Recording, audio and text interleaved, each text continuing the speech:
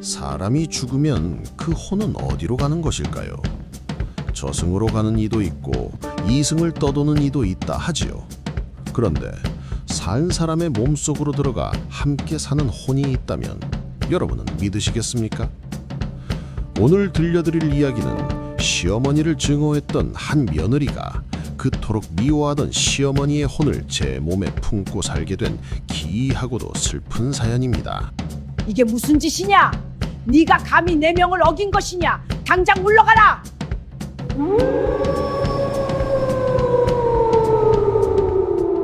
며느리! 차갑고 단단한 목소리가 안채를 가로질렀습니다. 22살의 며느리 순이는 그 소리에 등줄기가 서늘해지는 것을 느꼈습니다. 시어머니 윤 대부인의 부름이었지요. 예, 어머님. 순이는 하던 바느질을 내려놓고 종종걸음으로 안방으로 향했습니다. 아직 동이 트기 전 어스름한 새벽빛 아래 시어머니의 방에는 이미 촛불이 켜져 있었습니다. 방문을 열고 들어선 순이의 눈에 비친 것은 이불 위에 꼿꼿이 앉아있는 시어머니의 모습이었습니다. 60을 넘긴 나이에도 허리가 굽지 않은 윤 대부인. 하얗게 센 머리를 단정히 빗어 올리고 검은 저고리에 남색 치마를 입은 그 모습은 마치 한 폭의 초상화 같았지요. 어젯밤 부엌에서 쥐가 났다 하더구나. 예, 죄송합니다, 어머님. 쥐가 나는 것은 부엌을 관장하는 며느리의 탓이니라. 오늘 해가 지기 전에 부엌 구석구석을 뒤져 쥐구를 찾아 막아라. 그리고 윤 대부인의 눈이 순이의 얼굴을 훑었습니다. 마치 티끌 하나 놓치지 않겠다는 듯이. 오늘 아침 문안 인사 때 내 저고리 깃이 삐뚤어져 있더구나. 양반과 며느리가 옷매무새 하나 제대로 갖추지 못한다면 그것은 가문의 수치니라. 명심하겠습니다, 어머님. 순이는 고개를 숙인 채 방을 나왔습니다. 하지만 방문이 닫히는 순간 그녀의 두 손은 부들부들 떨리고 있었지요. 시집 온 지 3년. 순이에게 시어머니는 하늘 같은 존재였으나 그 하늘은 언제나 먹구름만 가득했습니다. 아침 문안 인사부터 밤 취침 인사까지 하루에 12번도 넘게 꾸지람을 듣는 것이 순이의 일상이었지요. 순이의 남편 윤석주는 과거 준비에 여념이 없었습니다. 30이 다 되도록 급제하지 못한 것이 집안의 부끄러움이라 여긴 그는 사랑채에 틀어박혀 책만 읽었지요. 서방님, 어쩌다 저녁 무렵 사랑채를 찾아가면 석주는 귀찮다는 듯 손을 내저었습니다. 시끄럽소. 과거가 코앞인데 한가하게 수작을 떨 때가 아니오. 하지만 서방님, 오늘도 어머님께서 어머니 말씀을 잘 따르면 될 것을. 왜 자꾸 나에게 와서 하소연이오? 순이는 더 이상 말을 잇지 못했습니다. 남편마저 자신의 편이 아니라는 것을 깨달은 순간 그녀의 가슴에는 차가운 돌덩이가 하나 얹힌 것만 같았지요. 그날 밤 순이는 부엌 뒤편에서 쥐구를 찾다가 손등을 긁혔습니다. 피가 흘렀지만 아무도 걱정하는 이가 없었습니다. 아니, 걱정은커녕 아는 이조차 없었지요. 그녀는 부엌 아궁이 앞에 홀로 앉아 상처에서 흐르는 피를 바라보았습니다. 차라리. 입술 사이로 새어나온 말을 순이는 황급히 삼켰습니다. 차마 입에 담을 수 없는 생각이 머릿속을 스쳐갔기 때문이지요. 사람의 마음이란 참으로 무서운 것입니다. 아무리 선한 사람이라도 매일매일 한 방울씩 떨어지는 원망의 물방울이 모이면 언젠가는 그 그릇이 넘치게 되지요. 순이의 마음 속에도 어느새 검은 물이 차오르고 있었습니다. 그로부터 한 달 뒤 예기치 못한 일이 일어났습니다. 윤 대부인이 쓰러진 것입니다. 마님. 하인들의 다급한 외침에 온 집안이 발칵 뒤집혔습니다. 의원이 달려왔고 침을 놓고 약을 다렸으나 윤 대부인은 좀처럼 깨어나지 않았지요. 중풍이요. 몸의 절반이 굳어버렸으니 회복되기 어려울 것이요. 의원의 말에 석주는 얼굴이 하얗게 질렸습니다. 그러면 어머니께서 목숨은 건지셨으나 앞으로 스스로 일어나 거동하시기는 힘드실 것이요. 순이는 방 한켠에 서서 그 말을 들었습니다. 그녀의 마음속에 어떤 감정이 스쳤을까요? 슬픔이었을까요? 아니면 다른 무엇이었을까요? 그날 밤 순이는 잠을 이루지 못했습니다. 시어머니가 쓰러졌다는 사실이 이상하게도 그녀에게 죄책감과 함께 묘한 안도감을 주었기 때문입니다. 나는 왜 이런 마음이 드는 것일까? 어둠 속에서 순이는 두 손으로 얼굴을 감쌌습니다. 자신이 무서웠습니다. 시어머니의 불행을 은근히 바랐던 자신이 끔찍하게 느껴졌지요. 하지만 운명은 순이를 더욱 깊은 수렁으로 끌어당겼습니다. 중풍으로 쓰러진 윤대 부인은 석 달을 버티다가 결국 7월 보름 비 오는 날 밤 숨을 거두었습니다. 임종의 자리. 온 가족이 모인 자리에서 윤대 부인은 마지막 힘을 짜내어 순이의 손을 붙잡았습니다. 며느리. 예, 어머님. 내가 너에게 너무. 말이 채 끝나기도 전에 윤대 부인의 손에서 힘이 빠졌습니다. 눈이 스르르 감기고 호흡이 멈추었지요. 그런데 그 순간이었습니다. 순이의 몸에 갑자기 소름이 돋았습니다. 등골이 서늘해지더니 가슴 한복판으로 뭔가가 빨려 들어오는 듯한 이상한 느낌이 들었지요. 순이는 가슴을 움켜쥐고 쓰러졌습니다. 아가. 친정어머니의 목소리가 아득히 들렸습니다. 순이의 눈앞이 깜깜해지고 의식이 흐려졌지요. 그날 밤 순이는 꿈을 꾸었습니다. 아니, 꿈이라고 하기에는 너무나 생생한, 기이한 체험을 하였지요. 칠흑 같은 어둠 속 순이는 어딘지 모를 곳에 서 있었습니다. 사방이 막혀 있지도 탁 트여 있지도 않은 묘한 공간. 그리고 그 앞에 시어머니 윤대 부인이 서 있었습니다. 어머님? 죽은 시어머니가 눈앞에 있었습니다. 하지만 그 모습이 이상했지요. 생전처럼 근엄하고 차가운 표정이 아니라 어딘가 슬프고 지친 얼굴이었습니다. 며느리야. 윤대 부인의 목소리가 울렸습니다.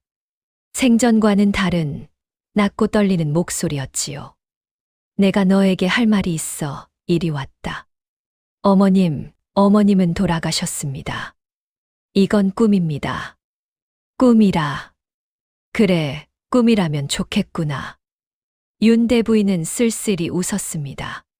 하지만 이것은 꿈이 아니다, 며느리야. 나는 지금 내 몸속에 들어와 있다. 예.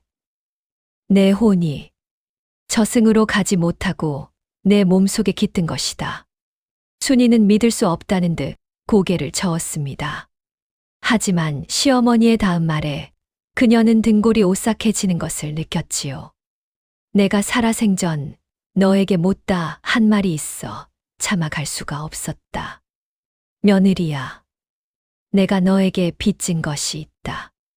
그 빚을 갚기 전에는 나는 이 몸을 떠날 수가 없구나. 시어머니의 혼이 며느리의 몸에 들어왔다. 그것은 저주였을까요? 아니면 속죄의 시작이었을까요? 순이가 눈을 떴을 때 그녀는 자신의 방에 누워 있었습니다. 천장의 나무 결이 눈에 들어왔고 어디선가 약달이는 냄새가 희미하게 풍겨왔지요. 머리맡에는 친정어머니가 앉아 걱정스러운 눈으로 그녀를 내려다보고 있었습니다. 아가, 정신이 드느냐? 어머니. 순이는 몸을 일으키려 했으나 온몸에 힘이 빠져 꼼짝도 할 수 없었습니다. 마치 천근의 돌덩이를 짊어진 것처럼 무거웠지요. 움직이지 마라. 내가 갑자기 쓰러진 뒤로 사흘이나 깨어나지 못했단다. 사흘이요. 순이는 놀라서 눈을 크게 떴습니다. 사흘이라니. 그녀에게는 단지 시어머니와 잠깐 마주한 것 같은 시간이었는데 바깥 세상에서는 사흘이나 흘렀단 말입니까? 그때였습니다. 며느리야. 순이의 귓가에 익숙한 목소리가 울렸습니다. 시어머니 윤대 부인의 목소리였지요. 하지만 그 소리는 바깥에서 들려오는 것이 아니라 마치 자신의 머릿속에서, 아니 가슴 깊은 곳에서 울려 퍼지는 것 같았습니다. 놀라지 마라. 내가 말했듯이 나는 지금 내 몸 안에 있다. 순이는 움찔했습니다. 친정어머니가 이상한 눈으로 그녀를 바라보았지요. 아가, 왜 그러느냐? 어디 아픈 데라도 있느냐? 아, 아니에요. 괜찮아요, 어머니. 순이는 애써 웃어 보였으나 그녀의 마음은 공포로 가득 차 있었습니다. 이것은 꿈이 아니었습니다. 시어머니가 정말로 자신의 몸 안에 들어와 있는 것이었지요. 산 사람과 죽은 사람이 한 몸에 깃들다니, 이 얼마나 기이한 일입니까? 순이는 그날부터 말로 표현할 수 없는 혼란 속에 빠지게 됩니다. 밥을 먹을 때도, 잠을 잘 때도, 심지어 숨을 쉴 때조차 시어머니의 존재가 느껴졌으니까요. 초상을 치른 뒤 윤 씨 가문에는 무거운 정적이 내려앉았습니다. 석주는 어머니를 잃은 충격에 과거 공부도 손에 잡히지 않는 듯했고, 하인들은 눈치를 보며 발소리조차 죽여 다녔지요. 그 와중에 순이만이 불안한 비밀을 안고 하루하루를 버텨내고 있었습니다.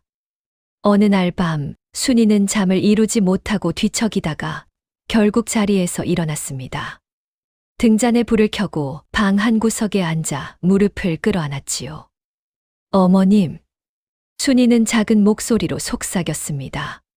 정녕 거기 계신 겁니까? 잠시 침묵이 흘렀습니다. 그러다 순이의 가슴 깊은 곳에서 대답이 울려왔지요. 그래, 여기 있다. 순이의 두 손이 떨렸습니다. 왜 하필 저입니까? 왜 하필 제 몸에 들어오신 겁니까? 한동안 대답이 없었습니다. 순이는 그 침묵이 더욱 무섭게 느껴졌지요. 차라리 꾸짖는 말이라도 들으면 마음이 편할 것 같았습니다. 생전처럼 날카로운 질책이라도 들으면 이 기이한 상황이 현실로 느껴질 것 같았지요. 그런데 윤 대부인의 목소리는 예상과 달랐습니다. 며느리야, 내가 너에게 한 말 기억하느냐? 빚을 갚기 전에는 떠나지 못한다고 하셨습니다. 그래, 내가 너에게 진 빚이 있다. 순이는 고개를 갸웃거렸습니다. 빚이라뇨? 어머님께서 저에게 빚을 졌다는 말씀이십니까? 그렇다. 내가 살아생전 너에게 얼마나 모질게 굴었는지 나도 안다. 하지만 며느리야, 그것에는 이유가 있었다. 순이는 숨을 죽이고 귀를 기울였습니다. 아니, 정확히 말하면 자신의 내면을 향해 온 신경을 집중했지요. 내가 너에게 들려주고 싶은 이야기가 있다. 오래전 내가 22에 시집왔을 때의 일이다.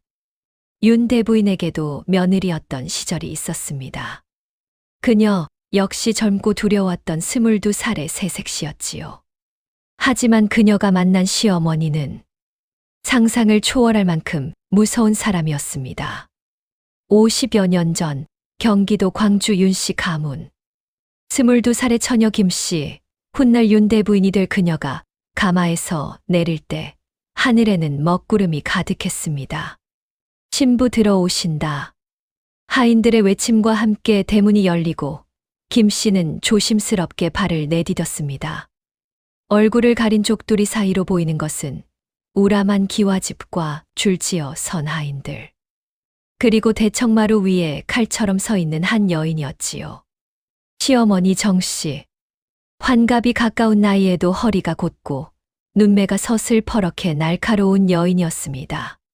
김씨는 첫눈에 그 여인에게서 범접할 수 없는 냉기를 느꼈지요. 고개를 들어라.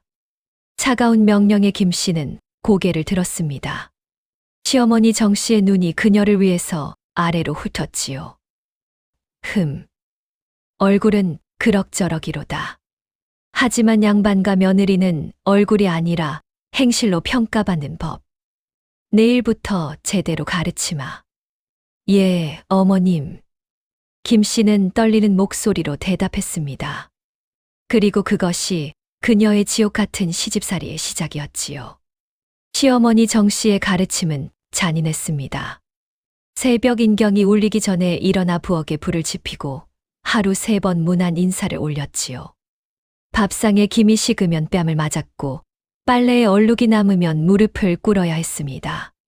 한겨울에 맨발로 마당을 쓸게 하고 한여름에 뜨거운 아궁이 앞에서 불을 떼게 했지요. 양반과 며느리가 고생을 모르면 집안 살림을 감당할 수 없느니라. 이것은 너를 위한 것이다. 시어머니는 그렇게 말했습니다. 하지만 김 씨의 눈에 비친 것은 가르침이 아니라 순수한 학대였지요. 밤마다 김 씨는 이불을 물어뜯으며 울었습니다. 친정어머니가 그리웠고 차라리 죽고 싶다는 생각이 하루에도 10번씩 들었지요. 하지만 그녀는 버텼습니다. 이를 악물고 하루하루를 버텨냈습니다. 그러던 어느 날이었습니다. 김 씨가 시집 온 지 1년쯤 되었을 때 그녀는 임신을 하게 되었지요. 아기라니. 자신의 배에 손을 얹은 김 씨의 눈에서 눈물이 흘렀습니다. 이 지옥 같은 시집살이 속에서 그녀에게 찾아온 한 줄기 빛이었지요. 이 아이만은 꼭 지키겠다고 그녀는 굳게 다짐했습니다.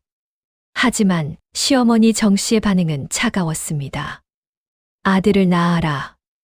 딸이면 내 목숨은 없는 줄 알아라. 그 말이 농담이 아니라는 것을 김 씨는 알고 있었습니다. 이 집에서 아들을 낳지 못한 전처 며느리가 어떻게 되었는지 그녀는 하인들의 입을 통해 들었기 때문이지요. 10달 뒤 김 씨는 산기가 찾아왔습니다.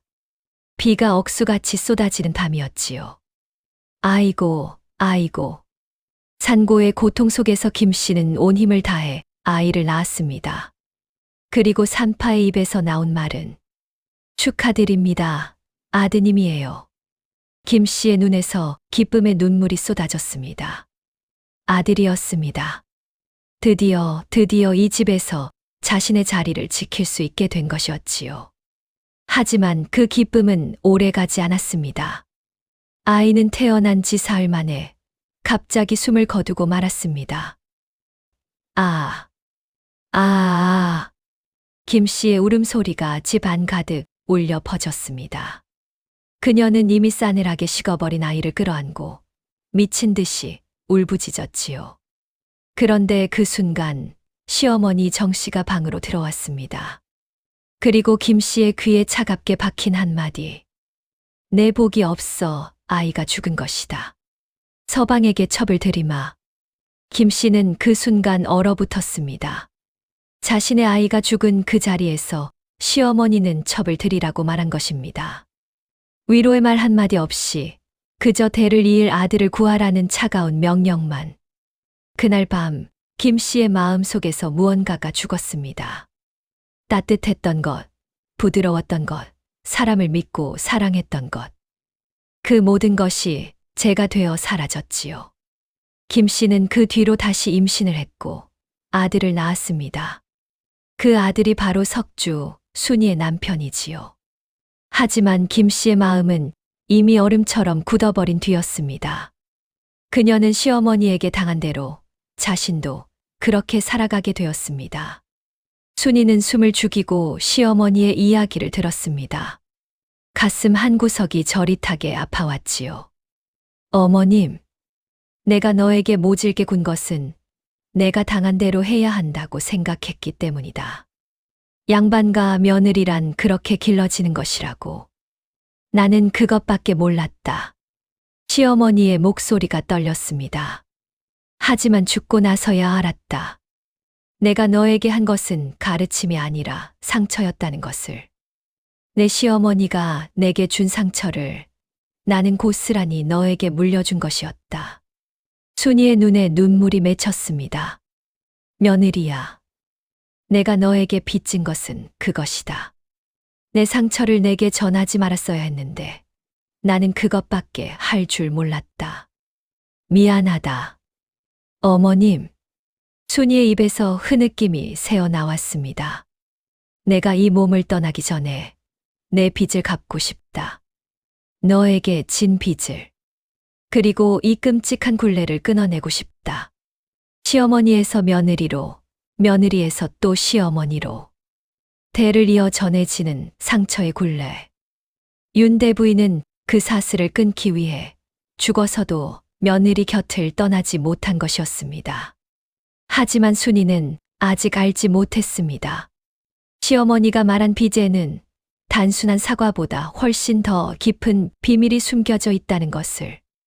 그 무렵 윤 씨 가문에 뜻밖의 손님이 찾아왔습니다.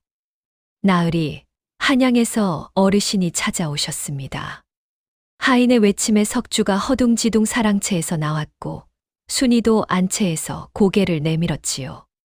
대문을 들어선 것은 갓을 쓰고 도포를 입은 50대 남자. 눈매가 매섭고 콧날이 우뚝 선 인상이었습니다. 삼촌 어른. 석주가 황급히 절을 올렸습니다. 윤 대부인의 시동생 석주에게는 작은 아버지뻘 되는 윤치호였지요. 형수님 초상에 늦어 면목이 없구나. 한양에서 벼슬일에 매여 있다 보니. 아닙니다. 삼촌 어른.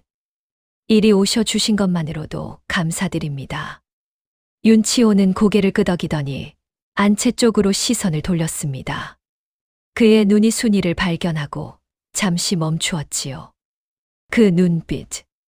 순이는 이유 모를 오싹함을 느꼈습니다. 마치 자신을 꿰뚫어 보는 것 같은 차갑고 날카로운 시선이었지요. 그때 순이의 몸 안에서 시어머니의 목소리가 다급하게 울렸습니다.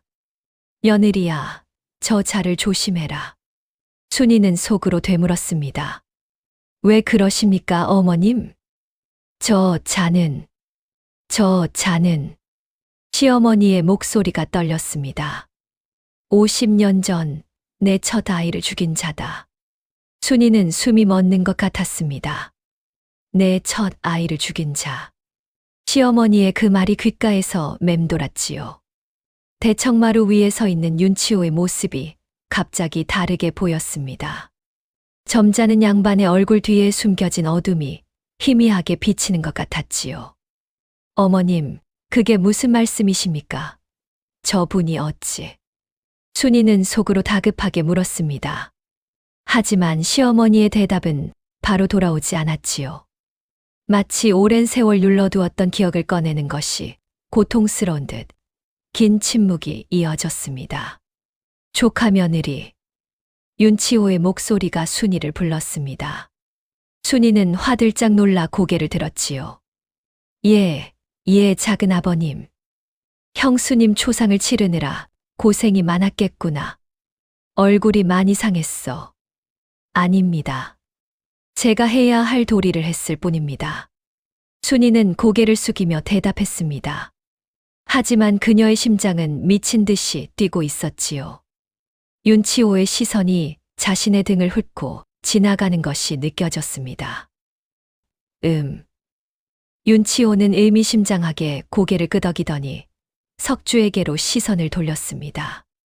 조카야, 형수님 유품 정리는 다 했느냐? 아직 어머니 방은 손대지 못했습니다. 삼촌 어른. 마음이 여의치 않아서. 그래, 이해한다. 하지만 언젠가는 해야 할 일이지. 내가 도와주마. 형수님과 나는 오래전부터 알던 사이니 유품 중에 간수해야 할 것이 있는지 살펴봐야겠다. 석주는 고개를 숙여 감사를 표했습니다. 하지만 순이의 몸 안에서 시어머니가 다급하게 외쳤지요. 안 된다. 저 자를 내 방에 들여서는 안 된다. 윤치호가 찾는 것은 단순한 유품이 아니었습니다. 50년 전 그가 저지른 죄의 증거. 그것이 윤대 부인의 방 어딘가에 숨겨져 있었던 것입니다. 그날 밤 순이는 잠자리에 들었으나 도저히 잠을 이룰 수 없었습니다. 사방이 고요해지고 남편 석주의 숨소리가 깊어졌을 때 그녀는 조심스럽게 몸을 일으켰지요. 어머님. 순이는 속으로 시어머니를 불렀습니다. 이제 말씀해 주십시오. 저분이 어찌하여 어머님의 아이를 죽였다는 것입니까? 긴 침묵 끝에 윤대 부인의 목소리가 떨리며 울려왔습니다. 50년 전, 내가 첫 아이를 낳았을 때의 일이다. 50여 년 전, 윤씨 가문. 23세 김씨, 훗날 윤대 부인이 될 그녀는가 태어난 아들을 품에 안고 세상 모든 것을 가진 듯 행복했습니다. 우리 아가. 작고 붉은 얼굴, 꼬물거리는 손가락, 젖을 찾아 입을 오물거리는 모습. 그 모든 것이 그녀에게는 기적이었지요. 하지만 그 행복을 탐하는 눈이 있었습니다. 윤치호. 남편의 이복 동생으로 당시 19살의 야심 많은 청년이었지요. 첩의 소생으로 태어나 평생 서자 취급을 받아온 그는 이 집안의 모든 것이 자신의 것이어야 한다고 믿고 있었습니다. 어느 날 밤 윤치호는 어둠을 틈타 아기가 있는 방으로 숨어들었습니다. 그의 손에는 작은 병 하나가 들려 있었지요. 무당에게서 구한 독.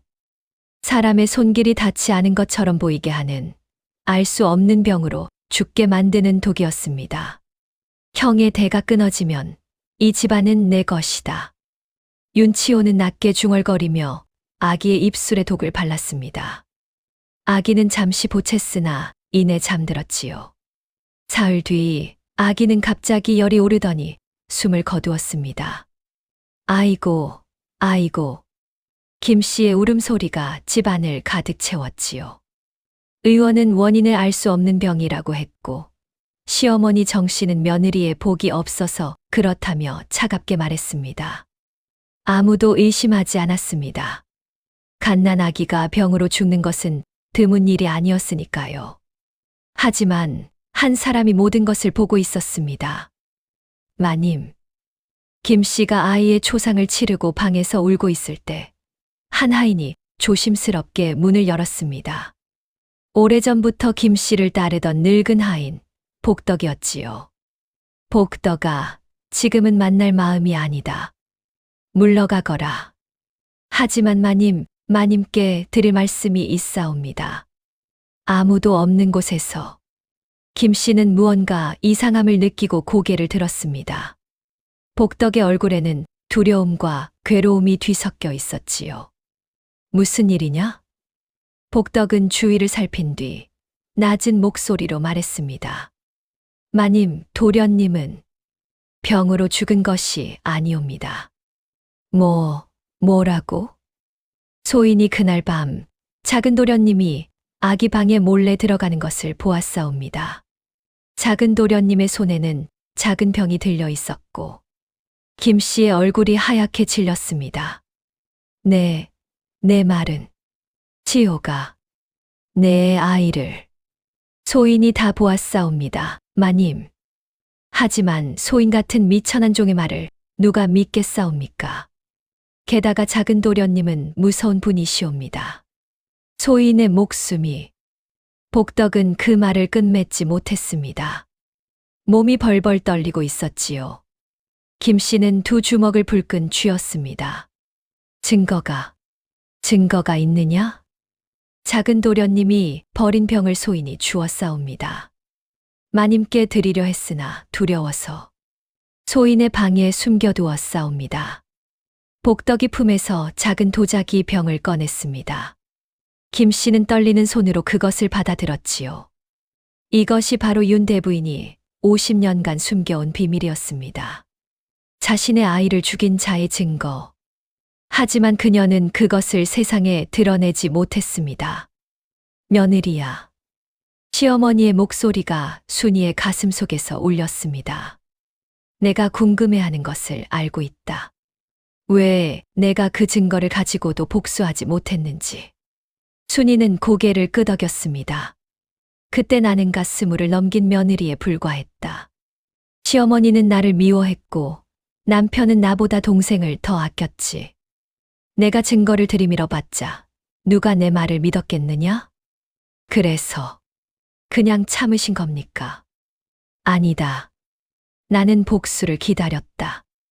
언젠가 그 자가 방심할 때, 언젠가 내가 힘을 가지게 될 때, 그때 복수하리라 다짐했다. 시어머니의 목소리가 떨렸습니다. 하지만 50년이 흘렀다. 그 자는 벼슬길에 올라 권력을 쥐게 되었고, 나는 늙어버렸다. 결국 나는 복수하지 못하고 죽은 것이다. 순이의 눈에 눈물이 맺혔습니다. 50년간 가슴에 품고 살았을 원한, 그것이 얼마나 무거웠을지 짐작조차 하기 어려웠지요. 어머님, 그 증거는 지금 어디에 있습니까? 내 방 아랫목 마루 밑에 숨겨두었다. 그리고 그때 일을 모두 적어둔 일기가 있다. 그것들을 그 자에게 빼앗겨서는 안 된다. 순이는 입술을 깨물었습니다. 알겠습니다, 어머님. 제가 그것을 지키겠습니다. 다음 날 아침 순이는 안채를 나서며 마음을 단단히 먹었습니다. 하지만 이미 늦었습니다. 시어머니의 방 앞에 다다랐을 때 방문이 열려 있었지요. 그리고 그 안에서 무언가를 뒤지는 소리가 들렸습니다. 순이는 조심스럽게 방 안을 들여다보았습니다. 그리고 그 자리에서 얼어붙었지요. 윤치호가 마루 판자를 뜯어내고 있었습니다. 이것이로구나. 윤치호의 손에 작은 상자가 들려 있었습니다.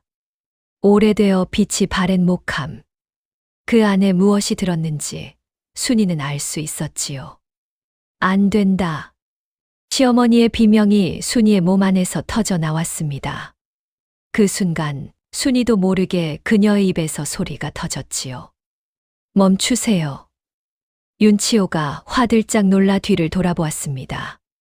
그의 눈과 순이의 눈이 마주쳤지요. 잠시 정적이 흘렀습니다. 윤치호의 눈이 가늘어졌습니다. 마치 먹잇감을 노리는 독사처럼 차갑고 예리한 눈빛이었지요. 조카 며느리, 내가 여기서 무엇을 하느냐? 저는 순이는 말을 잇지 못했습니다. 무슨 말을 해야 할지 머릿속이 하얗게 비어버렸지요. 하지만 그때 그녀의 몸 안에서 시어머니가 말했습니다. 내가 하겠다. 잠시 내게 몸을 맡겨라, 며느리야. 예. 순이가 당황하는 사이 이상한 일이 벌어졌습니다. 그녀의 몸에서 갑자기 힘이 빠지더니 다른 존재가 그 몸을 움직이기 시작한 것이지요. 순이의 몸이 꼿꼿이 섰습니다. 어깨가 펴지고 턱이 들렸지요. 그리고 그녀의 입에서 전혀 다른 목소리가 흘러나왔습니다. 치호야. 윤치호의 얼굴이 돌처럼 굳어졌습니다. 그 목소리는 순이의 것이 아니었습니다. 낮고 위험 있으며 50년 세월의 무게가 담긴 목소리. 틀림없는 윤 대부인의 목소리였지요. 형수. 님. 윤치호의 목소리가 떨렸습니다. 오랜만이구나, 치호야. 아니, 내 아들을 죽인 원수야. 허허허. 윤치호가 낮게 웃기 시작했습니다. 그랬구나. 형수님이 죽었어도 떠나지 못한 이유가 이것이었구나. 내 죄를 알고도 모른 척한 것이 내 평생의 한이었다. 하지만 이제 내 죄를 세상에 밝힐 것이다. 윤치호는 손에 들린 목함을 흔들어 보였습니다. 이것 말입니까? 형수님은 50년 전에도 어리석었고 지금도 어리석으시군요. 그가 목함 뚜껑을 열었습니다. 그리고 그 안에서 작은 도자기, 병과 누렇게 바랜 종이 뭉치를 꺼냈지요. 증거가 있으면 뭘 합니까? 형수님은 이미 죽었고 이 증거를 증언해 줄 사람도 없습니다. 그리고 무엇보다 윤치호가 목함을 바닥에 내팽개쳤습니다. 누가 귀신의 말을 믿겠습니까? 그가 도자기 병을 바닥에 던졌습니다. 병이 산산조각 나며 깨졌지요. 안 돼. 순이의 입에서, 아니 시어머니의 목소리가 비명처럼 터져 나왔습니다. 윤치호는 종이 뭉치 일기장을 들어 올렸습니다. 그리고 품에서 부싯돌을 꺼냈지요. 형수님, 편히 가십시오. 형수님의 원한도 이 증거와 함께 제가 될 것입니다. 순이의 눈앞에서 일기장에 불이 붙었습니다. 50년 묵은 종이는 순식간에 불길에 휩싸였지요. 아, 시어머니의 비명이 순이의 가슴 깊은 곳에서 메아리 쳤습니다. 순이는 두 무릎이 꺾이며 바닥에 주저앉았지요. 윤치호는 제가 되어 흩어지는 종이를 바라보며 만족스럽게 웃었습니다. 이제 됐군요, 형수님. 형수님의 원한은 영영 풀리지 않을 것입니다. 그리고 그가 순이를 내려다보았습니다. 이 집은 곧 제 것이 될 것입니다. 무슨 말이오? 조카 며느리, 아니 지금은 형수님이시려나? 아무래도 상관없습니다. 조카 석주는 제 손아귀에 있으니까요. 윤치호가 돌아서며 말했습니다. 형수님께서 죽기 전 유언장을 남기셨다는 것을 아십니까? 이 집의 모든 재산을 저에게 넘긴다는 유언장 말입니다. 그런 유언장은 없다. 있습니다. 제가 직접 만들었으니까요. 윤치호가 방을 나갔습니다. 순이는 바닥에 주저앉은 채 멍하니 제가 된 종이를 바라보았지요. 증거는 불타버렸습니다. 50년간 품어온 원한을 풀 수 있는 유일한 증거가 한 줌 제가 되어 사라진 것입니다. 하지만 시어머니도 며느리도 아직 포기하지 않았습니다. 얼마나 시간이 흘렀을까요? 순이는 바닥에서 몸을 일으켰습니다. 그녀의 손이 떨리고 있었지만 눈빛은 흔들리지 않았지요. 어머님 들리십니까? 잠시 후 지친 듯한 시어머니의 목소리가 울려왔습니다. 다 끝났다, 며느리야. 증거가 사라졌으니 이제 그 자의 죄를 밝힐 방법이 없다. 아닙니다, 어머님. 순이가 단호하게 말했습니다. 아직 끝나지 않았습니다. 무슨 소리냐? 순이는 바닥에 흩어진 채를 바라보았습니다. 그 재 속에서 불에 타다 만종이 조각이 눈에 들어왔지요. 어머님, 이 집에는 어머님의 일기 말고도 무언가가 더 있지 않습니까? 그날 밤 목격자가 있다고 하셨지요. 하인 복덕이라고. 시어머니가 잠시 침묵했습니다. 복덕은 10년 전에 죽었다. 복덕의 자손은요? 그가 무언가를 남기지 않았을까요? 순이의 눈이 빛났습니다. 복덕에게는 아들이 있었다. 내가 마지막으로 들은 바로는 한양에서 살고 있다 했다. 그렇다면 방법이 있습니다, 어머님. 복덕의 아들을 찾으면 그에게 물려받은 증언이 있을지 모릅니다. 시어머니의 목소리에 처음으로 희망이 담겼습니다. 며느리야, 정녕 나를 도와주겠느냐? 순이는 창밖을 바라보았습니다. 동이 트고 있었지요. 어둠을 뚫고 여명이 밝아오듯 그녀의 마음에도 한 줄기 빛이 비치고 있었습니다. 어머님께서 저에게 빚을 졌다고 하셨지요. 하지만 저도 어머님께 빚이 있습니다. 빚이라니? 어머님을 원망했던 죄입니다. 어머님의 아픔을 모르고 그저 미워하기만 했던 죄.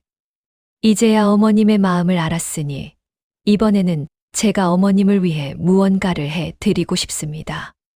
시어머니와 며느리, 한 몸에 깃든 두 영혼이 드디어 같은 곳을 바라보기 시작했습니다. 원수를 갚기 위해, 그리고 서로의 상처를 치유하기 위해. 순이는 밤새 잠을 이루지 못했습니다. 윤치호의 차가운 눈빛이 자꾸만 떠올랐지요. 그리고 불타버린 일기장, 산산이 부서진 도자기 병. 50년 묵은 증거가 한순간에 제가 되어 사라지던 그 순간이 눈앞에서 아른거렸습니다. 며느리야. 시어머니의 목소리가 조심스럽게 울려왔습니다. 내가 나를 위해 한양까지 가겠다 했으나 그것이 얼마나 위험한 일인지 알고 있느냐? 순이는 고개를 끄덕였습니다. 알고 있습니다, 어머님. 윤치호는 무서운 자다. 자신의 비밀을 지키기 위해서라면 무슨 짓이든 할 자다. 내가 움직인다는 것을 알면 분명 가만두지 않을 것이다. 그래서 들키지 않고 움직여야 합니다. 순이는 창밖을 바라보았습니다. 아직 동이 트기 전 어둠이 깔린 하늘이었지요. 어머님, 복덕의 아들이 한양 어디에 산다고 하셨습니까? 내가 마지막으로 들은 것은 10년 전이다. 그때 복덕이 죽기 직전 자신의 아들이 한양 남촌에서 대장간을 운영한다고 했다. 이름은 복만이라 했다.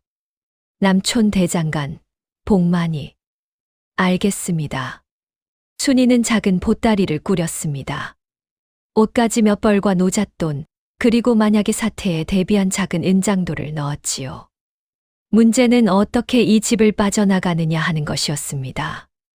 윤치호는 아직 이 집에 머물고 있었고 그의 눈과 귀는 집 안 구석구석에 퍼져 있었지요. 순이가 평소와 다른 행동을 하면 금세 들킬 터였습니다. 어머님, 한 가지 여쭤봐도 되겠습니까? 무엇이냐? 어머님께서 제 몸을 빌려 말씀하셨을 때처럼 제가 원하면 어머님께서 제 몸을 움직이실 수 있습니까? 시어머니가 잠시 침묵했습니다. 이론적으로는 가능하다. 하지만 그것은 내 의지에 달린 것이다. 내가 허락하지 않으면 나는 내 몸을 마음대로 움직일 수 없다. 순이는 고개를 끄덕였습니다. 그렇다면 앞으로 위험한 상황이 생기면 어머님께 몸을 맡기겠습니다. 어머님은 저보다 훨씬 지혜롭고 담대하시니까요. 며느리야. 시어머니의 목소리가 떨렸습니다. 놀람과 감동이 뒤섞인 목소리였지요. 내가 나를 그리 믿어주다니. 고맙다. 시어머니와 며느리 사이에 쌓였던 벽이 조금씩 허물어지고 있었습니다. 서로를 원망하고 미워했던 두 사람이 이제는 하나의 목표를 향해 손을 맞잡기 시작한 것이지요. 순이는 계획을 세웠습니다. 표면적으로는 친정 나들이를 핑계 삼기로 했지요. 시어머니 초상을 치르느라 친정에 가지 못했으니 잠시 다녀오겠다는 것이 그녀의 명분이었습니다. 서방님. 아침 문안 인사 후 순이는 석주에게 조심스럽게 말을 꺼냈습니다. 친정어머니께서 편찮으시다는 기별이 왔사옵니다. 잠시 다녀와도 되겠습니까? 석주는 책에서 눈을 떼지 않은 채 건성으로 대답했습니다. 친정? 그래, 다녀오시오. 어차피 나는 과거 준비로 바쁘니 마음 편히 다녀오시오. 감사합니다, 서방님. 순이는 속으로 안도의 한숨을 내쉬었습니다. 남편에게 의심받지 않은 것은 다행이었지요. 하지만 방을 나서는 순간 복도에서 누군가와 마주쳤습니다. 윤치호였습니다. 조카 며느리, 어디 가시오?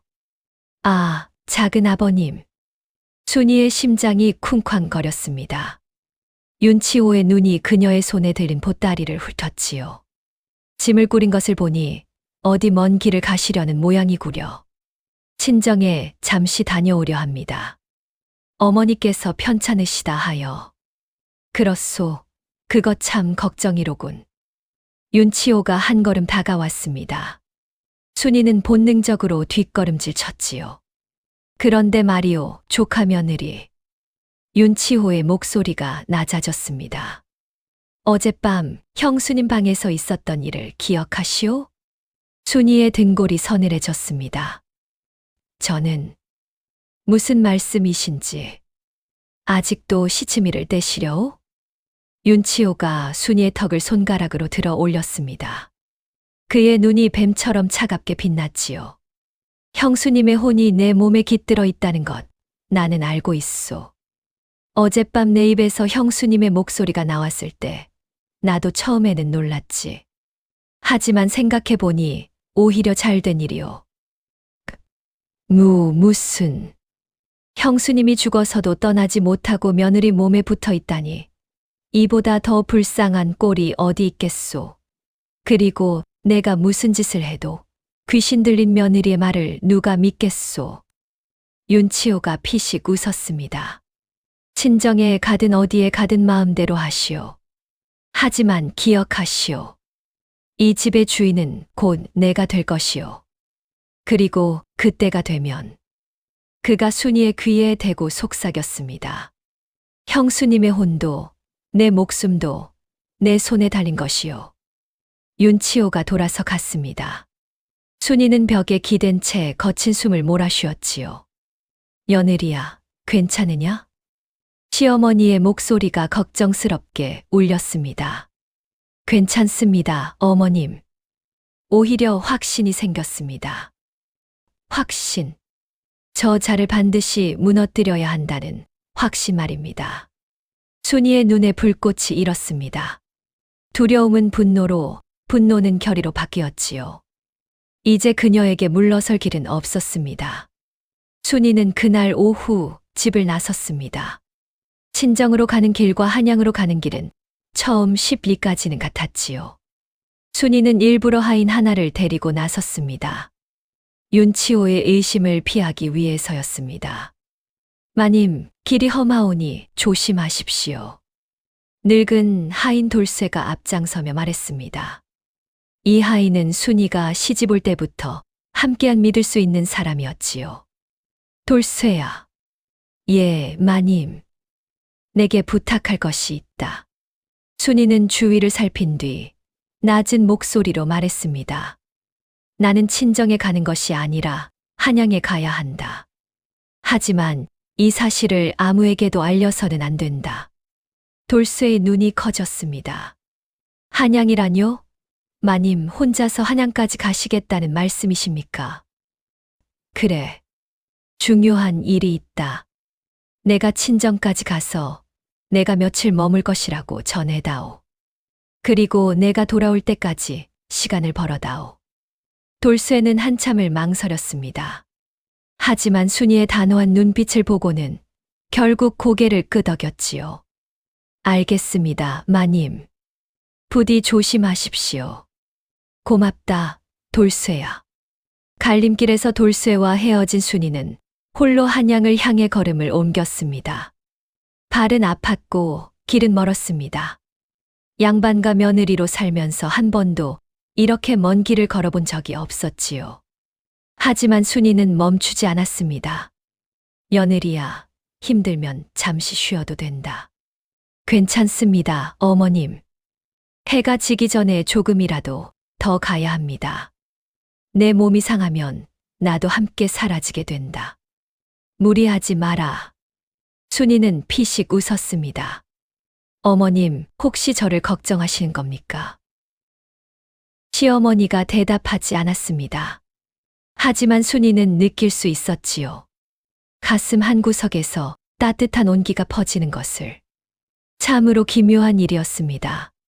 살아생전에는 한 번도 나눈 적 없는 다정한 말이 죽은 뒤에야 오가기 시작했으니까요. 시어머니와 며느리는 한 몸에 깃들어서야 비로소 서로를 이해하기 시작했습니다. 해가 지고 어둠이 내렸습니다. 순이는 산길 옆 작은 주막을 발견하고 그곳에서 하룻밤을 묵기로 했지요. 손님, 여기 국밥이요. 주모가 내온 국밥에서 김이 모락모락 피어올랐습니다. 순이는 허겁지겁 밥을 먹었지요. 태어나서 이렇게 허름한 주막에서 밥을 먹어본 적은 처음이었으나 그 순간만큼은 산의 진미보다 맛있게 느껴졌습니다. 어머님, 어머님도 드시고 싶으시면. 나는 이미 죽은 몸이다. 밥을 먹을 수 없다. 그래도 제가 먹으면 어머님도 맛을 느끼실 수 있지 않습니까? 잠시 침묵이 흘렀습니다.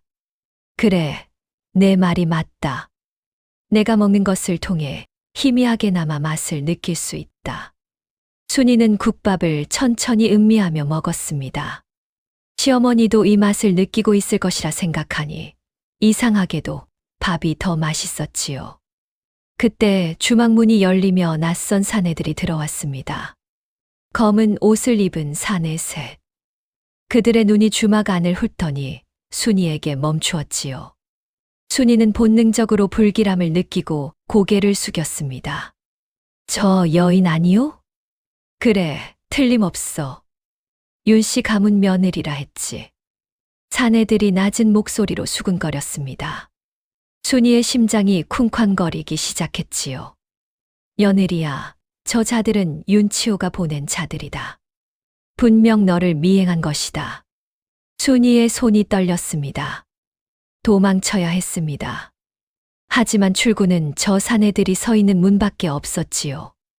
저기, 아가씨. 한 사내가 다가왔습니다. 우리와 함께 가시지. 작은 나으리께서 찾으신다오. 저는 순이가 말을 더듬었습니다. 며느리야, 내게 맡겨라. 시어머니의 목소리가 단호하게 울렸습니다. 이런 자들을 상대하는 데는 내가 더 능하다. 잠시 몸을 빌려라. 순이는 눈을 감았습니다. 그리고 마음속으로 시어머니에게 몸을 맡겼지요. 순이의 몸이 달라졌습니다.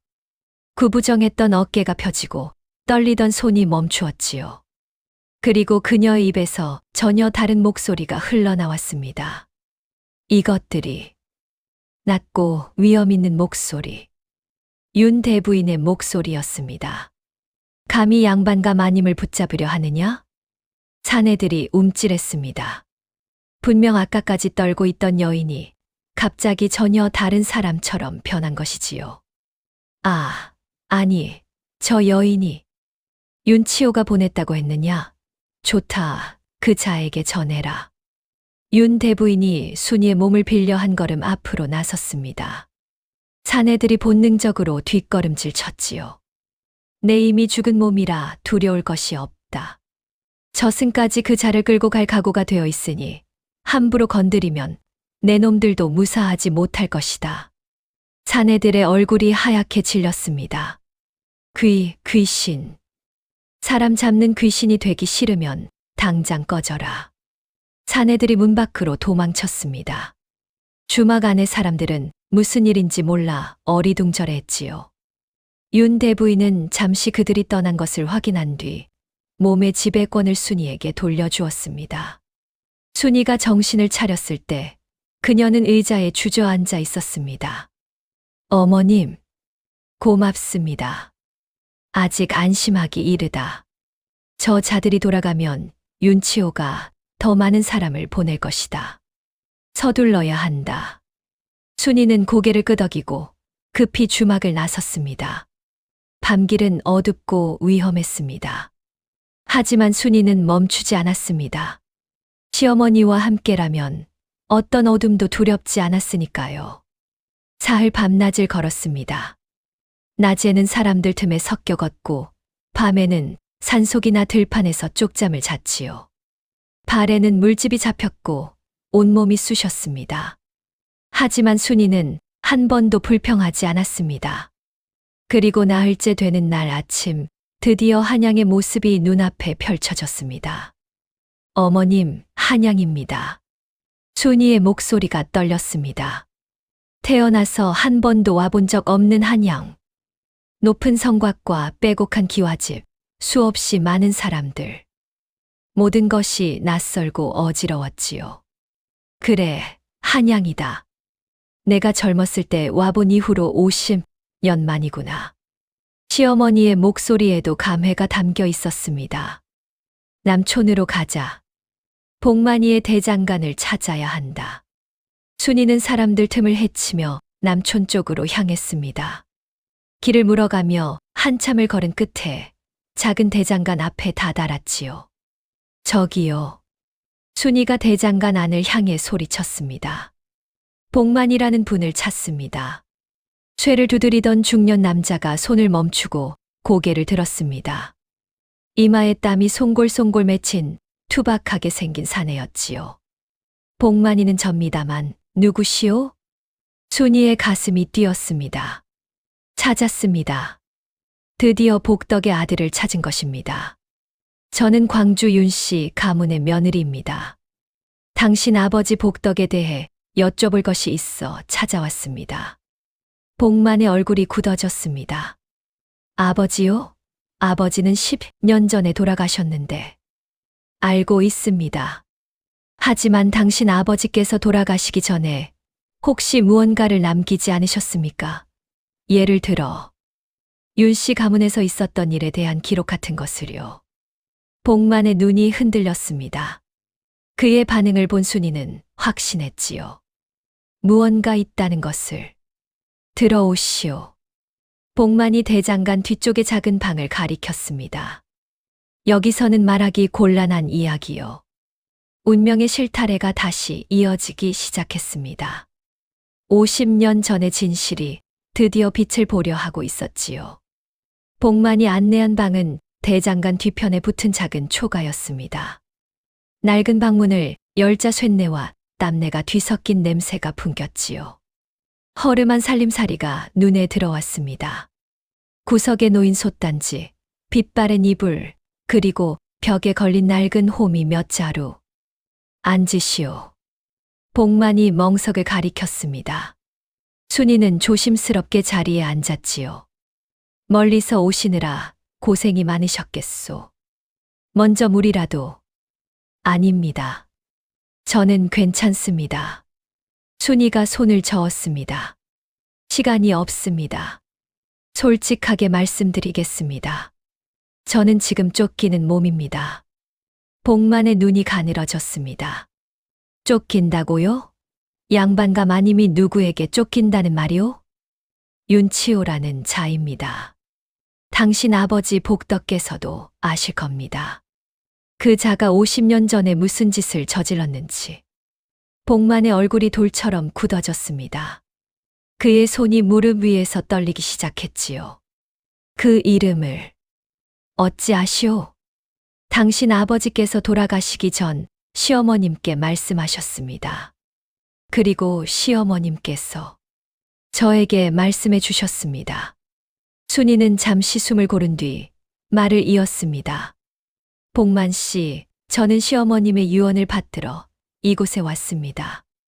당신 아버지께서 무언가를 남기셨다면 저에게 보여주십시오. 50년 묵은 원한을 풀 수 있는 유일한 기회입니다. 복만은 한동안 아무 말도 하지 않았습니다. 그의 눈에는 복잡한 감정이 소용돌이치고 있었지요.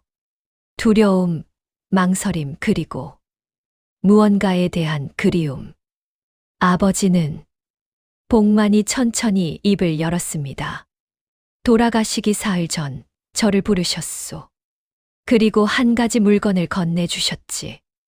그가 방 구석의 나무 궤짝을 열었습니다. 낡은 옷가지와 허름한 살림살이 아래에서 기름 종이에 쌓인 작은 물건이 나왔지요. 이것이요. 순이는 떨리는 손으로 기름 종이를 펼쳤습니다.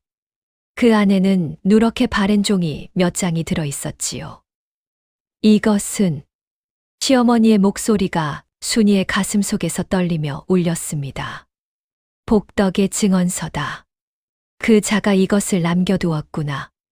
순이는 종이를 조심스럽게 펼쳤습니다. 삐뚤빼뚤한 글씨가 눈에 들어왔지요. 복덕은 글을 제대로 배우지 못한 아이였으나 필사적으로 글자를 배워 이 증언서를 남긴 것 같았습니다. 소인 복덕 죽기 전에 이 글을 남기옵니다. 인조 23년 7월 보름, 소인은 윤씨 가문 작은 도련님 치호가 갓난 도련님의 방에 몰래 들어가는 것을 보았사옵니다. 작은 도련님의 손에는 작은 병이 들려 있었고 그것을 도련님의 입술에 바르는 것을 목격하였사옵니다. 사흘 뒤 도련님께서 돌아가셨을 때 소인은 두려워 아무 말도 하지 못했사옵니다. 하지만 마님께 이 사실을 말씀드렸고 마님께서 작은 도련님이 버린 병을 찾으셨사옵니다. 소인은 평생 이 일을 가슴에 품고 살았사옵니다. 비록 미천한 종의 증언이라 아무도 믿지 않겠으나 이 글이 언젠가 진실을 밝히는 데 쓰이기를 바라옵니다. 복덕 절필. 순이의 눈에 눈물이 맺혔습니다. 평생 하인으로 살며 한 번도 자신의 목소리를 내지 못했던 사람이 죽기 직전 마지막 용기를 쥐어짜 남긴 증언. 그 무게가 가슴을 짓눌렀지요. 아버지는 복만도 눈시울이 붉어져 있었습니다. 이 글을 남기시며 그러셨소. 언젠가 윤씨 가문에서 사람이 찾아오면 이것을 보여주어라. 그때까지는 목숨을 걸고 지켜라. 복만 씨. 아버지는 평생 그 죄책감을 안고 사셨소. 아무것도 하지 못한 자신을 원망하시며. 하지만 그래도 진실은 남기고 싶으셨던 거요. 순이는 고개를 숙여 눈물을 닦았습니다. 며느리야. 시어머니의 목소리가 조용히 울렸습니다. 복덕. 그 자가 이렇게까지 해주었구나. 미천한 종이라 무시했던 내가 부끄럽다. 신분의 벽을 넘어 진실을 지키려 했던 한 사람의 용기. 복덕의 증언서는 그의 생애를 담은 유언이었습니다. 그리고 그 유언이 50년 뒤에 드디어 빛을 보게 된 것이지요. 하지만 기쁨도 잠시 현실적인 문제가 순이 앞에 놓여 있었습니다. 복만 씨, 이 증언서만으로 윤치호를 처벌할 수 있을까요? 복만이 고개를 저었습니다. 어려울 것이요. 윤치호는 지금 정삼품 벼슬아치요. 한양에서도 손꼽히는 권력가요. 죽은 하인의 글 한 장으로 그런 사람을 무너뜨린다. 쉽지 않을 것이요. 순이의 얼굴에 그늘이 졌습니다. 그의 말이 맞다, 며느리야. 증거가 있어도 그것을 받아줄 사람이 없으면 소용이 없다. 그렇다면 어떻게 해야 합니까? 복만이 잠시 생각에 잠기더니 조심스럽게 입을 열었습니다. 한 가지 방법이 있긴 하오. 무엇입니까? 어사또를 찾아가는 것이요. 어사또요. 그렇소. 지금 한양에 암행어사로 파견된 분이 계시오. 홍희현이라는 분인데 강직하기로 이름난 분이요. 권력에 굽히지 않고 백성의 편에 서는 분이라 하오. 순이의 눈이 빛났습니다. 그분을 어디서 만날 수 있습니까? 문제는 그거요. 암행어사는 신분을 숨기고 다니니 쉽게 찾을 수 없소. 하지만 복만이 목소리를 낮추었습니다. 제가 아는 사람 중에 어사또의 행방을 아는 자가 있소.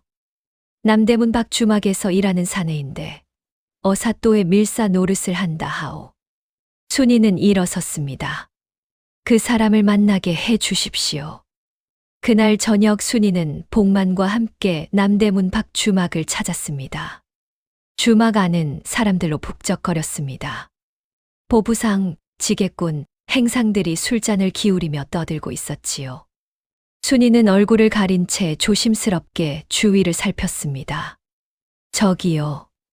복만이 주막 구석에 앉아있는 한 사내를 가리켰습니다. 저 사람이요. 철수라고 하오. 사내는 30대 중반쯤 되어 보였습니다. 평범한 행색에 눈에 띄지 않는 인상이었지요.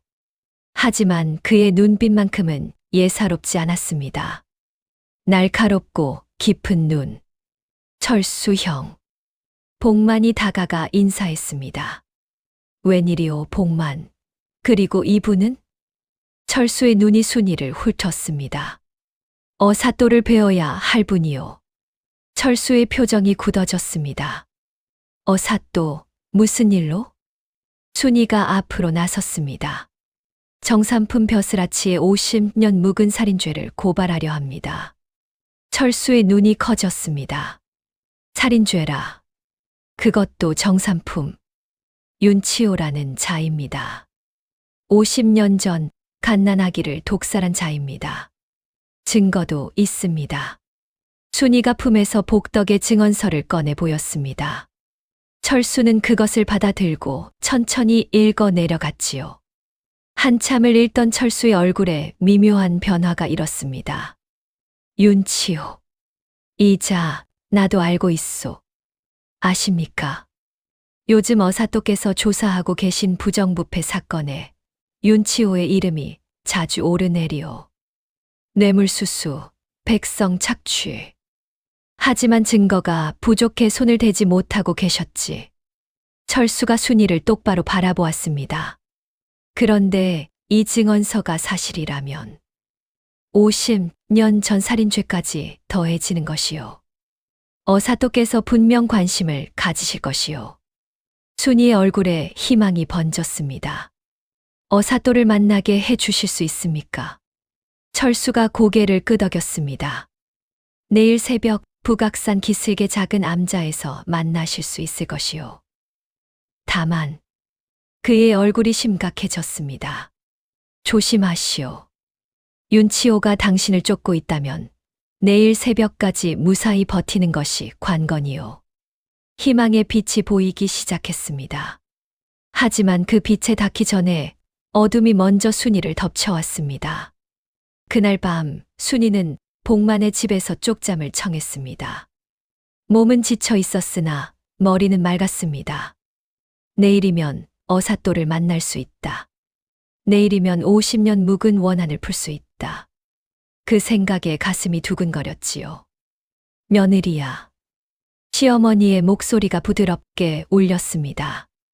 오늘 하루 고생이 많았다. 이제 눈 좀 붙여라. 어머님은 안 주무십니까? 나는 이미 죽은 몸이다. 잠이란 것이 필요 없지. 순이는 피식 웃었습니다. 그래도 눈은 감으실 수 있지 않습니까? 저와 함께 쉬세요, 어머님. 시어머니가 대답하지 않았습니다. 하지만 순이는 느낄 수 있었지요. 가슴 한구석에서 따뜻한 온기가 퍼지는 것을. 하지만 그 평화는 오래가지 않았습니다. 여기다, 여기 있다. 갑자기 밖에서 고함 소리가 터졌습니다. 순이는 벌떡 일어나 주위를 살폈지요. 복만 씨. 대장간 쪽에서 싸움 소리가 들렸습니다. 그리고 비명. 으악. 복만의 목소리였습니다. 순이의 얼굴이 하얗게 질렸지요. 며느리야, 빨리 도망쳐라. 시어머니가 다급하게 외쳤습니다. 윤치호가 사람을 보낸 것이다. 여기 있으면 잡힌다. 순이는 품에서 증언서를 꺼내 옷 속에 단단히 숨겼습니다. 그리고 뒷문으로 달려갔지요. 어둠 속을 뛰었습니다. 뒤에서 횃불빛이 흔들리고 남자들의 고함 소리가 쫓아왔습니다. 저기다, 저 여자. 순이는 골목을 이리저리 돌며 필사적으로 도망쳤습니다. 한양의 밤거리는 낯설고 무서웠지요. 어디로 가야 할지, 어디에 숨어야 할지 알 수 없었습니다. 며느리야, 왼쪽이다. 시어머니가 길을 안내했습니다. 저 앞에 골목이 있다. 그리로 빠져라. 순이는 시어머니의 말을 따라 왼쪽 골목으로 뛰어들었습니다. 좁고 어두운 골목. 쓰레기 냄새가 코를 찔렀지요. 하지만 골목 끝에는 막다른 벽이 있었습니다. 아, 순이의 다리에서 힘이 빠졌습니다. 막다른 골목이구나. 이제 어디로 도망치려오? 어둠 속에서 남자의 목소리가 들렸습니다. 그리고 횃불빛에 비친 얼굴. 윤치호였습니다. 윤치호. 형수님, 아니 지금은 조카 며느리라고 불러야 하나? 한양까지 수고가 많았구려. 윤치호가 비웃음을 띠며 다가왔습니다. 자, 순순히 증거를 내놓으시오. 그러면 목숨은 살려주겠소. 싫습니다. 순이가 벽에 등을 붙인 채 외쳤습니다. 당신의 죄를 반드시 밝힐 것입니다. 어사또께 고발할 것입니다. 어사또. 윤치호가 피식 웃었습니다. 그래서 내일 새벽 북악산 암자에 가려 했던 거요? 그것도 이미 알고 있소. 내 밀정이 다 보고했으니까. 순이의 얼굴이 창백해졌습니다. 이제 포기하시오. 당신은 아무것도 할 수 없소. 윤치호가 손을 뻗어 순이의 옷깃을 잡으려 했습니다. 바로 그 순간이었습니다. 멈춰라. 어둠 속에서 날카로운 목소리가 울렸습니다. 그리고 휙 무언가가 날아와 윤치호의 손을 스쳐 지나갔지요. 으악. 윤치호가 비명을 지르며 손을 움켜쥐었습니다. 피가 흘렀지요. 누구냐? 어둠 속에서 한 남자가 모습을 드러냈습니다. 갓을 쓰고 도포를 입은 30대 후반의 남자. 손에는 번뜩이는 칼이 들려 있었지요. 그리고 그의 허리춤에는 마패가 매달려 있었습니다. 정삼품 윤치호, 50년 전 갓난아기 살해 혐의 및 현재 부정부패 혐의로 그대를 체포한다. 남자가 차갑게 선언했습니다. 나는 암행어사 홍희현이다. 절체절명의 순간 희망이 나타났습니다. 어둠 속에서 빛이 손을 내민 것이지요. 50년 묵은 진실이 드디어 햇빛 아래로 나오려 하고 있었습니다. 암행어사라고? 윤치호의 얼굴이 일그러졌습니다. 손에서 흐르는 피를 옷자락으로 막으며 그는 어둠 속에서 나타난 남자를 노려보았지요. 허. 그러더니 갑자기 웃음을 터뜨렸습니다. 암행어사가 대단한 줄 아시오? 나는 정삼품 벼슬아치요. 한양에 내 편이 얼마나 많은 줄 아시오? 고작 어사 또 하나가 나를 어쩌겠소. 홍희현이 차갑게 미소 지었습니다. 그래서 지금껏 당신의 죄가 묻혔던 것이지. 하지만 이번은 다르오. 무엇이 다르단 말이오? 당신의 죄가 50년 전 살인까지 거슬러 올라간다는 것, 그리고 홍희현이 품에서 두루마리 하나를 꺼냈습니다. 임금께서 친히 당신을 조사하라는 밀지를 내리셨다는 것이요. 윤치호의 얼굴이 하얗게 질렸습니다. 밀지. 당신이 뇌물로 바친 물건 중에 선왕의 능에서 도굴한 금불상이 섞여 있었소. 그것이 발각되어 임금께서 대노하셨지. 그래서 나를 보내신 것이요. 홍희현이 한 걸음 다가섰습니다. 윤치호, 당신의 죄는 살인, 매물수수, 백성 착취, 그리고 능묘 도굴까지. 사형을 면하기 어려울 것이요. 윤치호의 다리가 후들거렸습니다. 평생 권력의 정점에서 군림하던 자가 순식간에 나락으로 떨어지는 순간이었지요. 살려주시오. 윤치호가 무릎을 꿇었습니다. 내가 잘못했소. 제발 목숨만은. 50년 전 갓난아기에게도 그런 자비를 베풀었소. 홍희현의 목소리가 얼음장처럼 차가웠습니다. 형의 대를 끊기 위해 조카를 독살한 자가 이제 와서 목숨을 구걸하오? 윤치호의 입에서 신음이 새어나왔습니다. 더 이상 변명의 여지가 없었지요. 권력으로 쌓아올린 성은 진실 앞에서 모래성처럼 무너졌습니다. 50년간 숨겨온 죄악이 드디어 햇빛 아래 드러난 것이지요. 며칠 뒤 한양 의금부. 윤치호는 차가운 감옥에 갇혔습니다. 그의 죄상이 낱낱이 밝혀졌고 조정은 발칵 뒤집혔지요. 50년 전 조카 살해, 형수에 대한 협박, 위조 유언장, 매물수수, 백성 착취, 능묘 도굴. 죄목이 너무 많아 문서 한 장에 다 적지 못할 정도였습니다.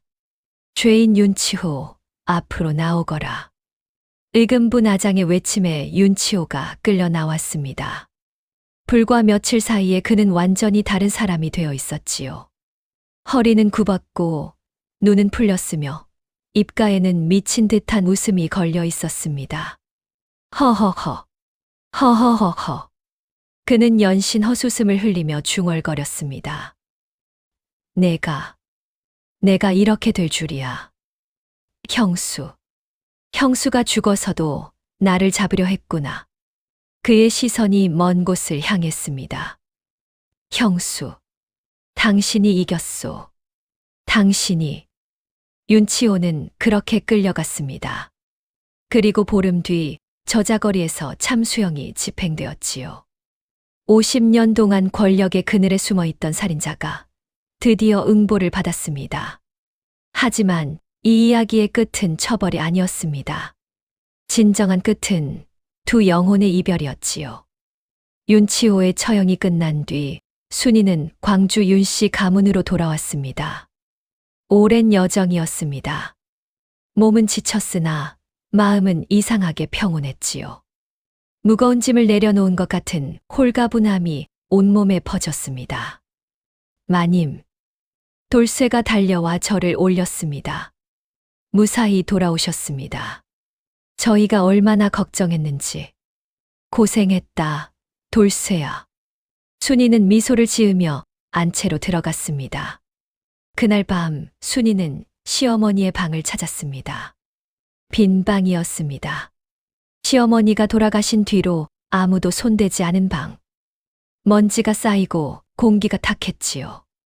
하지만 순이는 그 방에서 오히려 편안함을 느꼈습니다. 방 한 구석에 앉아 창호지 너머로 비치는 달빛을 바라보며 순이는 조용히 입을 열었습니다. 어머님, 이제 다 끝났습니다. 시어머니가 대답하지 않았습니다. 하지만 순이는 느낄 수 있었지요. 가슴 깊은 곳에서 무언가가 움직이고 있다는 것을. 며느리야. 마침내 시어머니의 목소리가 울렸습니다. 하지만 그 목소리는 전과 달랐습니다. 희미하고 아득하고 마치 먼 곳에서 들려오는 것 같았지요. 고맙다. 순이의 눈에 눈물이 맺혔습니다. 어머님, 내가 아니었으면 나는 영영원한을 풀지 못하고 떠도는 혼이 되었을 것이다. 내 덕분에 드디어 내 아이 곁으로 갈 수 있게 되었다. 어머님의 아이, 50년 전에 돌아가신. 그래, 사흘밖에 살지 못한 내 첫 아이. 저승에서 50년 동안 어미를 기다렸을 것이다. 이제야 그 아이를 안아줄 수 있게 되었구나. 시어머니의 목소리가 떨렸습니다. 기쁨과 슬픔이 뒤섞인 떨림이었지요. 원한이 풀리자 시어머니의 영혼은 비로소 자유로워졌습니다. 50년간 그녀를 이승에 묶어두었던 사슬이 풀린 것이지요. 하지만 그것은 곧 이별을 의미했습니다. 며느리야. 예, 어머님. 내가 살아생전 너에게 했던 일들을 용서해 주겠느냐? 순이는 눈물을 훔치며 고개를 끄덕였습니다. 이미 용서했습니다, 어머님. 어머님의 아픔을 알게 된 순간부터 나도 처음에는 너를 미워했다. 내가 겪은 것을 너도 겪어야 한다고 생각했다. 하지만 시어머니의 목소리가 잠시 끊겼습니다. 너와 한 몸에 깃들어 살면서 비로소 깨달았다. 내가 너에게 준 것은 가르침이 아니라 상처였다는 것을. 그리고 그 상처는 나도 받았던 것이라는 것을. 순이가 두 손으로 가슴을 감싸 안았습니다. 그곳에 시어머니가 있다는 것을 느끼며 어머님, 저도 어머님께 사죄드릴 것이 있습니다. 무엇이냐? 살아생전 어머님을 원망했습니다. 미워했습니다. 심지어 어머님께서 돌아가셨을 때 안도감을 느꼈습니다. 순이의 목소리가 떨렸습니다. 그런 제가 부끄럽습니다. 어머님의 아픔을 모르고 그저 원망만 했던 제가. 며느리야. 시어머니가 부드럽게 말했습니다. 그것은 당연한 것이다. 아픔을 주는 사람을 미워하는 것은 사람의 본성이니까. 나도 내 시어머니를 미워했다. 하지만 중요한 것은 미움에 머무르느냐 아니면 이해로 나아가느냐 하는 것이다. 순이가 고개를 들었습니다. 너는 나를 이해하려 했다. 나의 아픔을 알려고 했다. 그것만으로도 충분하다. 시어머니와 며느리, 서로를 미워했던 두 사람이 서로를 용서하고 이해하는 순간, 그것은 단순한 화해가 아니었습니다. 대를 이어 전해지던 상처의 굴레를 끊어내는 것이었지요. 며느리야, 마지막으로 부탁이 하나 있다. 무엇이든 말씀하세요, 어머님. 언젠가 내가 시어머니가 되거든. 너의 며느리에게는 내가 너에게 했던 것을 하지 마라. 순이의 눈에서 눈물이 흘러내렸습니다. 상처를 대물림하지 마라. 내가 끊지 못한 굴레를 내가 끊어라. 약속드리겠습니다, 어머님. 순이가 두 손을 모아 맹세하듯 말했습니다. 제가 시어머니가 되면 며느리를 친딸처럼 대하겠습니다. 어머님의 한을 저에게서 끝내겠습니다. 고맙다. 며느리야. 시어머니의 목소리가 점점 희미해졌습니다. 이제 갈 때가 되었구나. 어머님. 순이가 다급하게 외쳤습니다. 어머님, 가지 마세요. 조금만 더. 울지 마라, 며느리야. 시어머니의 목소리가 부드럽게 감쌌습니다.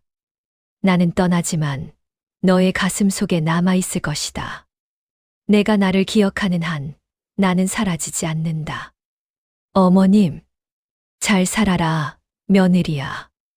행복하게 살아라.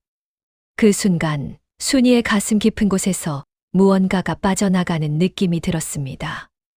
따뜻하고 부드럽고 그리고 평화로운 느낌. 시어머니의 영혼이 떠나는 것이었지요. 순이는 창밖을 바라보았습니다.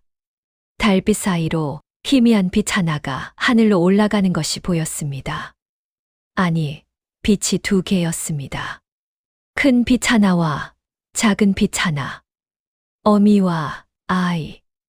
50년 만에 다시 만난 두의 영혼이 함께 하늘로 올라가고 있었습니다. 순이는 두 손을 모으고 그 빛을 향해 절을 올렸습니다. 편히 가세요, 어머님.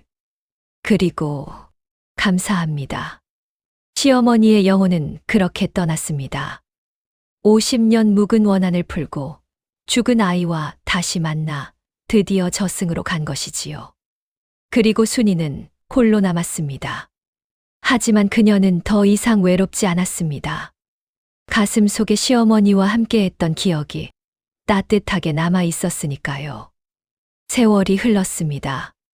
순이의 남편 석주는 이듬해 과거에 급제하여 벼슬길에 올랐고 순이는 두 아들과 한 딸을 낳았지요. 윤씨 가문은 윤치호의 몰락 후에도 흔들리지 않고 오히려 더욱 번창했습니다. 그리고 30년 뒤 어머님 문 안 인사 올립니다. 젊은 여인이 방문 앞에 무릎을 꿇었습니다. 순이의 맏며느리 갓 시집온 20살의 새색시였지요. 들어오너라.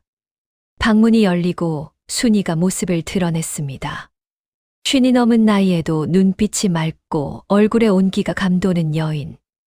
그녀는 며느리를 보며 따뜻하게 웃었습니다. 밤새 잘 잤느냐? 예, 어머님. 아침은 먹었느냐? 아직. 그럼 나와 함께 먹자꾸나. 오늘은 내가 좋아한다던 미역국을 끓여놨다. 며느리의 눈이 커졌습니다. 어머님께서 직접 끓이셨습니까? 그래. 시집 온 지 얼마 안 됐으니 낯설고 힘들겠지. 맛있는 것 먹으면 기운이 나지 않겠느냐?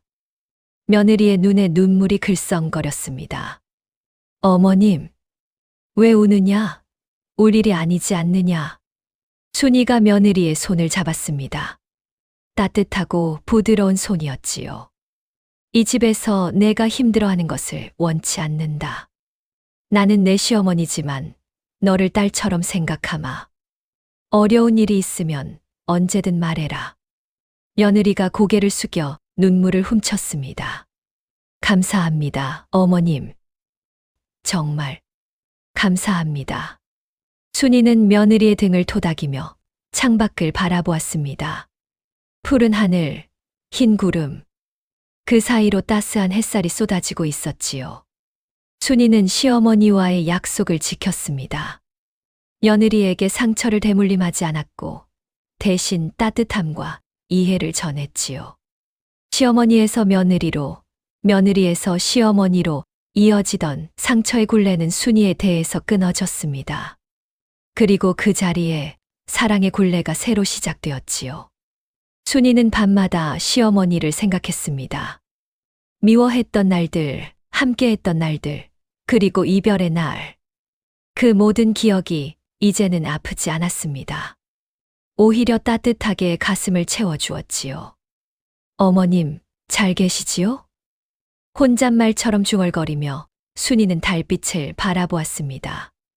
대답은 없었습니다. 하지만 어딘가에서 시어머니가 웃고 있을 것 같았습니다. 사람과 사람 사이의 상처란 참으로 깊고 아린 법입니다. 하지만 그 상처도 이해하고 용서하면 치유가 됩니다. 오늘 들려드린 이야기는 시어머니와 며느리라는 질긴 인연이 어떻게 원수가 되고 또 어떻게 화해에 이르렀는지를 보여주는 이야기였습니다. 죽어서야 비로소 서로를 이해하게 된 두 여인. 그들의 이야기가 여러분의 가슴에 작은 울림으로 남기를 바랍니다.